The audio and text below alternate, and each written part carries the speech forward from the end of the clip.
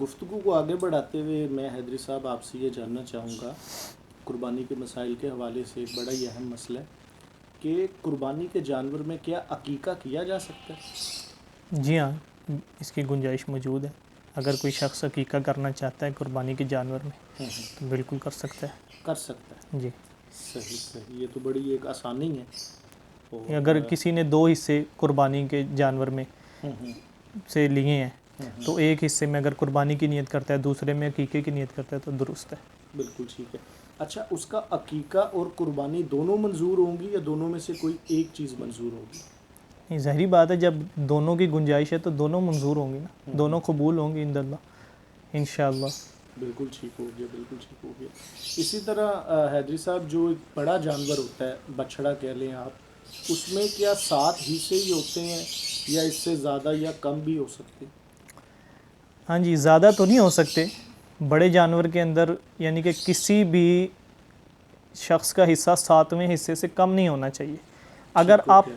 70,000 کا جانور ہے اس کے اندر 7واں حصہ 10,000 بنتا ہے. ٹھیک ہو گیا. اب اگر کسی کا بھی حصہ 10,000 سے کم ہوگا، 7ویں حصے سے کم، تو کسی کی قربانی نہیں ہوگی. اچھا. جی، تو اس وجہ سے زیادہ تو نہیں ہو سکتے. یعنی کہ 8 بندوں کی کوئی آپشن نہیں ہے. ہاں، کم ہو سکتے ہیں، 4 بندے ہو جائیں، 3 ہو جائیں، 5 ہو جائیں، ایک اکیلا آدمی ہو جائے. جی.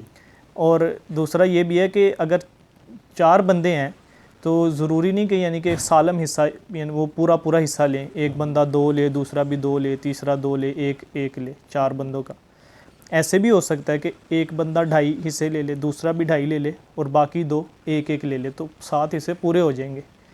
یعنی کہ 7ویں سے کم نہیں ہونا چاہیے. 7ویں حصے سے کم، اب اگر 2 بندے 2.5 لے رہے ہیں تو اس میں 7ویں حصے کم تو کسی کا نہیں نہ ہو رہا، جی. اور 2 کا ایک ہے، تو لہٰذا یہ صورت بھی جائز ہے. یعنی کہ آپ کہتے ہیں کہ ٹوٹل 7 پورے ہونے چاہیے. جی، 7 چاہے اس کی 7ویں حصے ترتیب سے یا تقسیم کوئی بھی ہو جائے. 7ویں حصے سے کم کسی کا حصہ نہیں ہونا چاہیے. صحیح صحیح. ہاں، زیادہ ہو سکتا ہے جیسے میں نے آپ کو مثال دے دی. ٹھیک.